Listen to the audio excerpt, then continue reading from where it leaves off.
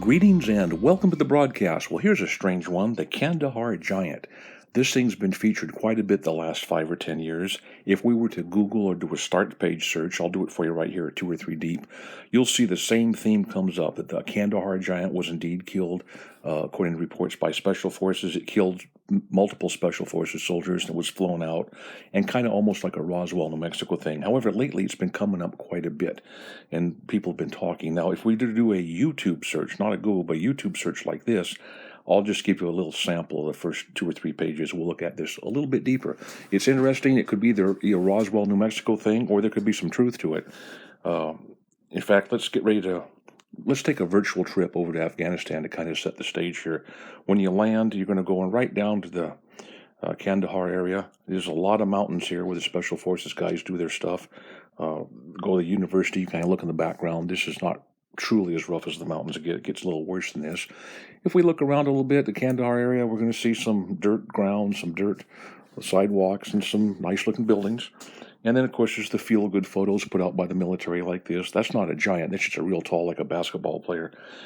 And bless little Canada, they have to soil the infidel, they call it, putting something like this up, which would be almost, to them, like coming in and putting a swastika to see something like that on their soil. But that's the way they think. Now, the way the story goes, and we're going to have somebody else talk about this, I'm going to come and do a wrap-up with some more photos and analysis, is the guys are out, this thing, and you're going to hear about how it butchers the Special Forces guys, and they get his body, and they fly it back. At this point, I just simply have to say I'm not sure. There's things that go on like this. Sometimes when people leak information, you wonder about it, and then you look at the Bible, and guys like this come out of the woodwork and see a giant everywhere. If you look at the Bible, let's just take singular, the word giant itself. It's 19 times listed in the Bible. Giants, plural, with an S, it comes up about 11 times. So they're in the Bible. Well, I'm going to take 2 or 3 at random. This has been around forever. The giants were in the earth, and they came down and impregnated women. The book of Genesis tells us there were giants, and they're mighty men. So, okay, we've got that. Also, Moses was involved killing giants, in addition to David. I'll let you just read these things here. You can also see in the next 1 or 2 how the giants had 6 fingers and 6 toes, and this Kandahar giant is said to have had 6 fingers and 6 toes. We're going to listen to a guy who says he was there in just a moment. And we look, as far as time stamping them, you can see about them being bred. Like the giant was born here, the giant had kids, this guy had a son. So there's a literary link to giants in the Bible, pretty strong. Some guys actually make a whole ministry out of it. What we're going to do is let somebody talk to us right now, this guy, and then I'm going to come back and wrap it up and do some deeper analysis. So here he is. This guy's going to talk a lot about this Kandahar giant. L.A. Marzulli gets ready to interview one of the shooters. The reason I bring this up is because when I showed this lance to the shooter, he commented that this artifact was similar to what the giant of Kandahar was wielding. There is another dynamic I want to discuss before we run the clip from Watchers 10 DNA, which, by the way, has become viral. The fact that this giant had 6 fingers and 6 toes, as well as flaming red hair. There was also a stench that was as powerful as a skunk, but according to the shooter, smelled more like a pile of rotting corpses. Here's the clip, and you can decide for yourself if giants are alive and well and living in the present day. You were in Afghanistan in 2002, and you were called into a very remote section of Afghanistan because a patrol had basically gone missing. Exactly. Okay, there's no villages around for miles. So it's very remote. Yeah, very remote. So we flew in to about 4 kilometers. We're hiking through the same area where they were supposed to make one of their checkpoints, one of their rally points. And before we left, there was all kinds of what happened with the ambush. But that was even odd because at the point of the ambush, we called from any close air support, something. Okay, there was no calls made, just off the bridge. So we're coming down a mountainside, and there was a nice path, hill path. As we bent around this corner, you could see this opening of the cave. There's a cave. So we're coming around, and then I see there's a lot of rocks, which is another oddity, and then bone matter. I'm not close enough to identify what kind of bones, but I did see something I knew was a piece of our communications equipment. So instantly we're thinking ambush, maybe animal, could be anything. There was enough room in front of this cave, but it had a sheer drop off. But there was enough room that we actually got into a decent dispersal in case of ambush. You see something coming out of the cave, and it's moving with a speed and agility that catches you off guard. Everybody. And he comes out. There was a man at least 12 to 15 feet in height. This is a monster, red beard, and his hair was long past the shoulder, a scarlet red, and Dan runs at him, starts to broke all of us into the reality, because it was so real. Now your training is kicking in. Oh yeah, Okay. muscle memory, that complete muscle memory. While Dan is moving at him, another bro of mine's laying down fire, and I start firing.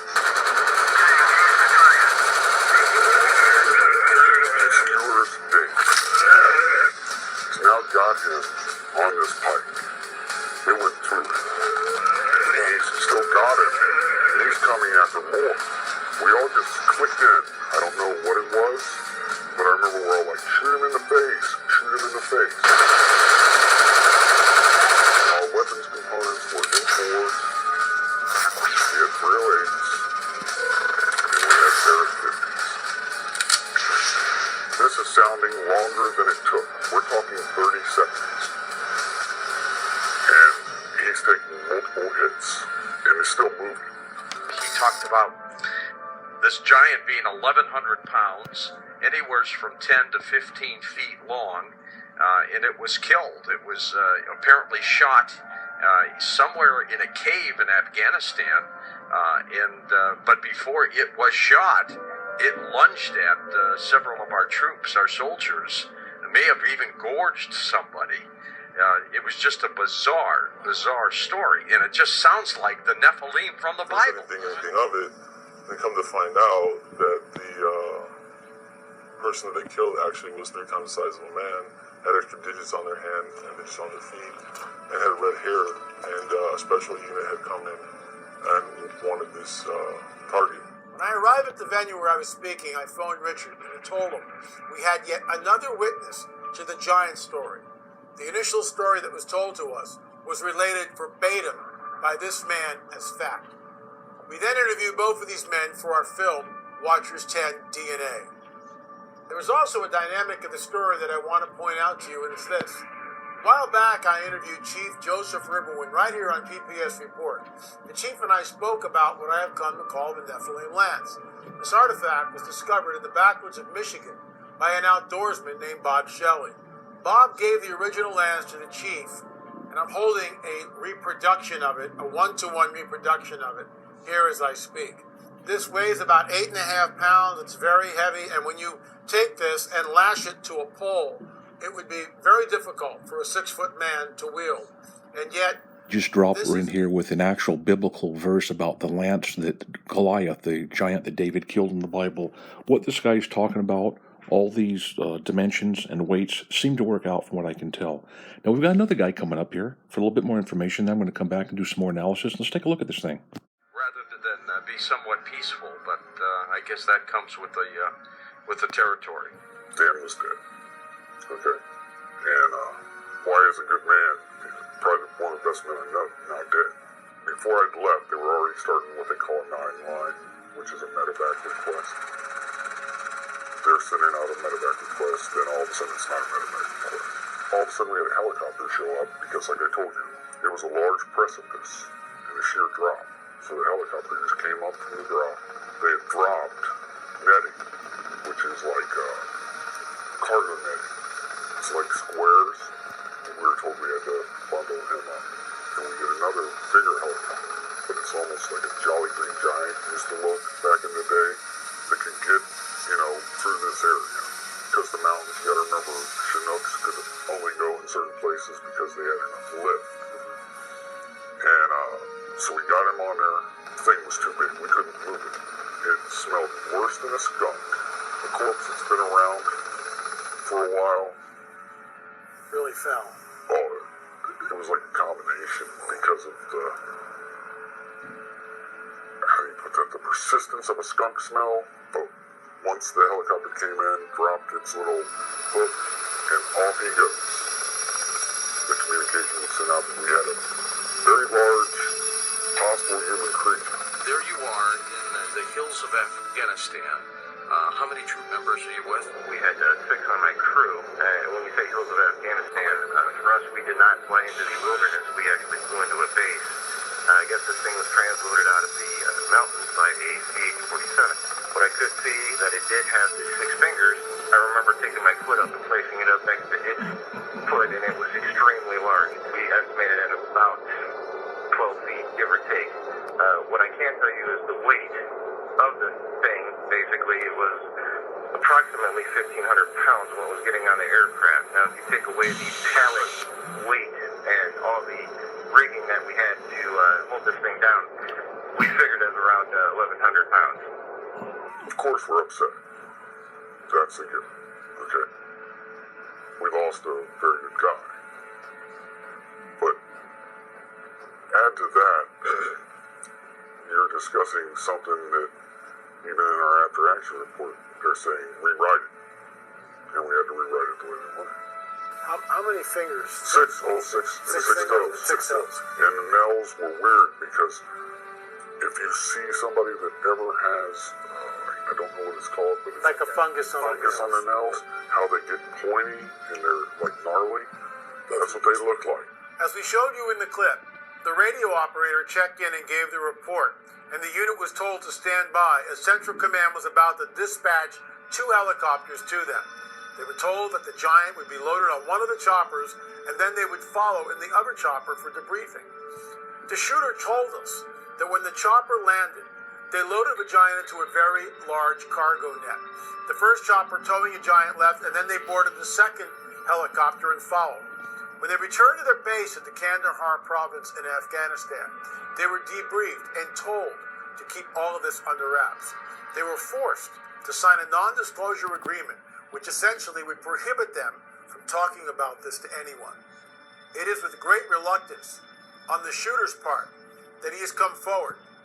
He believes that people have the right to know what is going on this planet, that the supernatural is real, and that the startling and unsettling fact that a remnant of a legendary Nephilim are still on the earth may be. I mean, if there are 15-footers or 18-footers roaming the planet, and our military has brought them down, I mean, we have a right as American citizens. I mean, this isn't classified military stuff. This is something that we need to know, and it points back to the biblical prophetic narrative. What are your thoughts on that? I think, here's my personal opinion. My personal opinion is if it points that the Bible's accurate, they don't want it. If it goes against Darwinian evolution, it's not to be spoken of. So you're out in the boonies running around looking for high-value targets? Correct. Okay. And we're doing those operations, and as we're getting into firefights, we're getting into different scrimmages, you want to put it that way, we would come back to the base, and we started hearing this rumor about a unit that killed this, what they started calling this really tall person. At first, I didn't think anything of it. And come to find out that the person that they killed actually was 3 times the size of a man, had extra digits on their hand and digits on their feet, and had red hair. And a special unit had come in and wanted this target. Well, we'd heard that they had killed this thing inside a cave, or the mouth of a cave.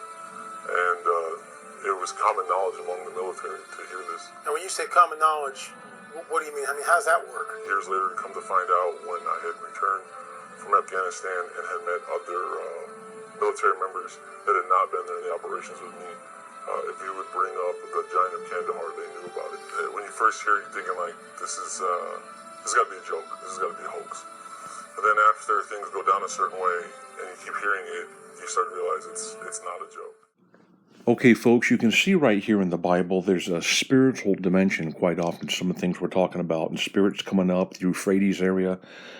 If I may, let me share with you a way to gather intelligence on a shoestring here. Let's go back to Korea.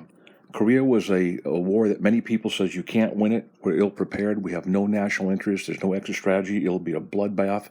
And they said, no, that's not true at all. We have a complete plan under control. and the Reds are doing this, we've got to get going. And so what you can do is by seeing how they react to leakers, to people who are, say the guy was a communist, he hated everything, but he let 2 or 3 nuggets of truth come out. You can go over and glean, almost like breaking soap bubbles in the ocean when it washes up on the shore there. And you can get intelligence on a shoestring. I'll show you how here. First thing here to do is you get a pretty boy like this, a pretty face. And he says, we got to get these communists out. It's going to, really, he has no plan. And the communists were right. There was no exit strategy. The guys that were sent over to Korea froze. It was just a mess.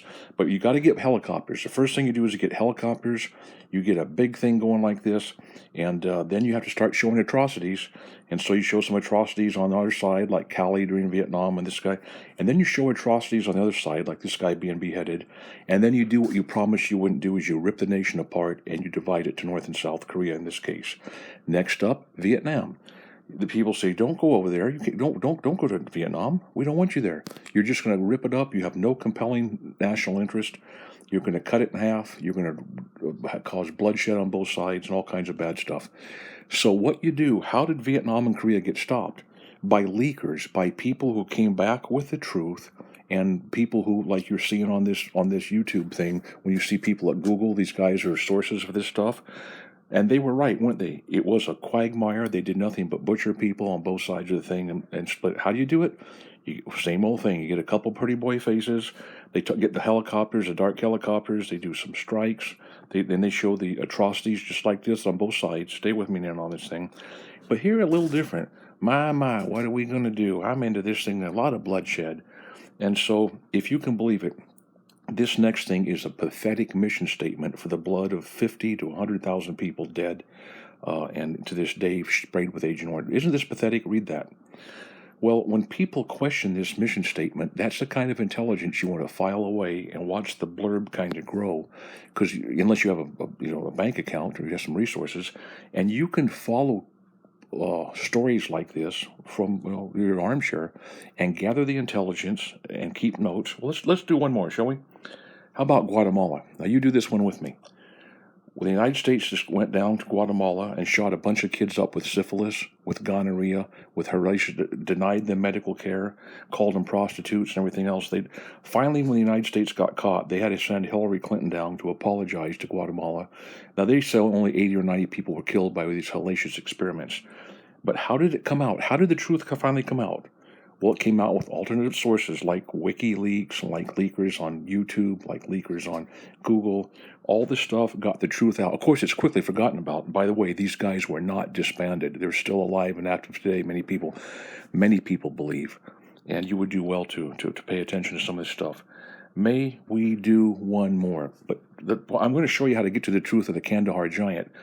I don't know the truth, but I can sure pop some soap bubbles here, by using these templates of deceit and betrayal that I'm showing you by whoever the powers that be with any nation. Let's take a look at Iraq. What do you do now? You got it? Say it with me now. You get a pretty boy face. He talks about all this tragedy going on, and he lies. He says there's weapons of mass destruction. We absolutely know. Oh, wait a minute. There were no weapons of mass destruction yesterday, today, or tomorrow. It was a bold-faced lie. You got a lot of people killed, and how does it stop? Abu Ghraib and all those atrocities? By leakers, guys talking off the record, by this fringe group, what they call tinfoil hat crowd. If you can winnow through that, so by the way, right now Iraq is a friggin' mess. You might as well have a 3 lines drawn through it, unlike South Korea and North Korea and Vietnam. So I'm going to show you these techniques, and then you take it from there. You decide about the Kandahar Giant using these examples that I've shown you. And then after that, I'm going to show you a wild one that I want to be kind of careful here. This CERN, let's take CERN and the Kandahar Giant. There's a lot going on using this technique, denials, leakers, stuff coming out, and it takes a little bit to put it together. How about CERN right here?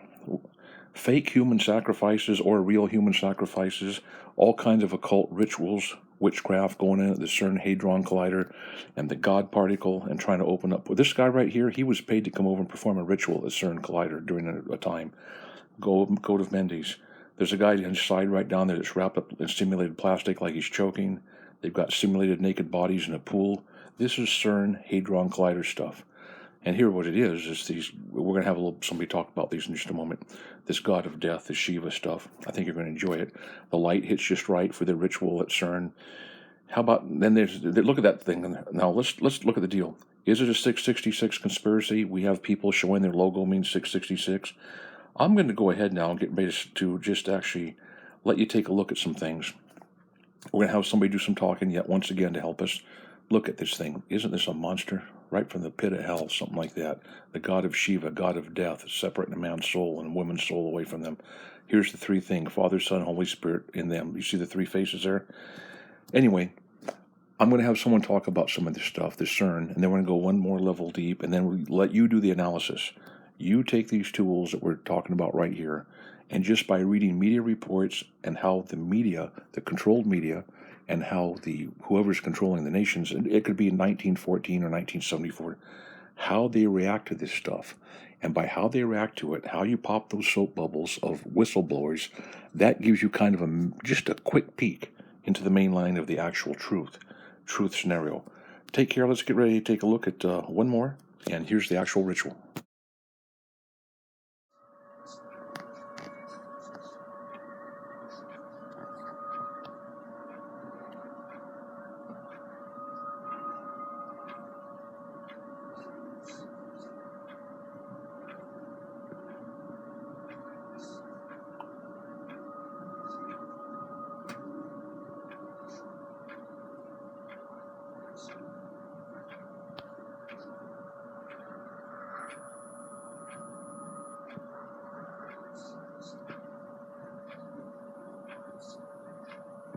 And this leads me full circle to what I believe to be the supreme, hidden purpose of the Large Hadron Collider and CERN.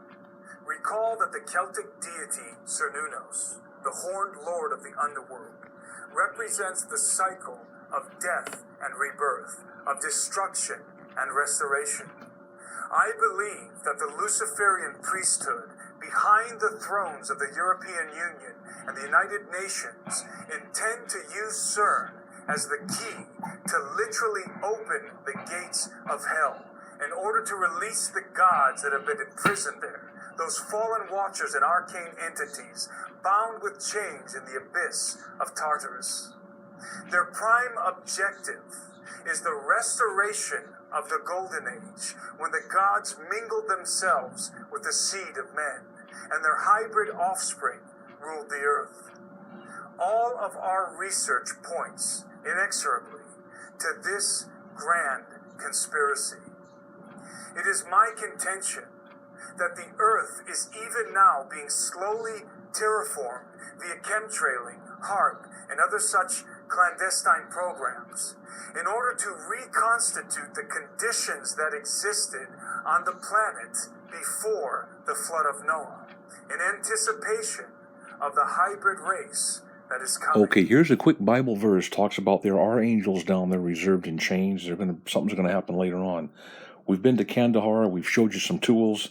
And we've also kind of stretched our boundaries over here to the CERN things going on.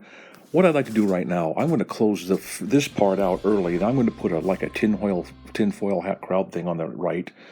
So if this Kandahar Giant business, you can interpret it yourself. The next one I'm going to let go, and then I'm going to be silent and going to sign off. You've got it's an abstract, almost like fuzzy logic. When I talk about taking bits and pieces of leakers, bits and pieces of intelligence, how a nation tries to release statements in the press of denial and things like that. Just start working on it a little bit. You'll be surprised how close you get to the truth when ultimately revelations are made and ultimate disclosures of the truth come out. Kandahar Giant, I don't know, but what I do know is you need to read the Bible cover to cover. I'm telling you, the best thing you can do is get a King James Version Bible. If you don't like that, get a Geneva Bible. You don't like that, get a Webster Bible. Other than that, I wouldn't get anything but those. But the King James is the best. Read it cover to cover. Half the stuff I'm doing here, it'll come right to you quickly. You'll come to all these verses will pop up, the scripture, like reading a storybook almost, and then you hear about God's requirements.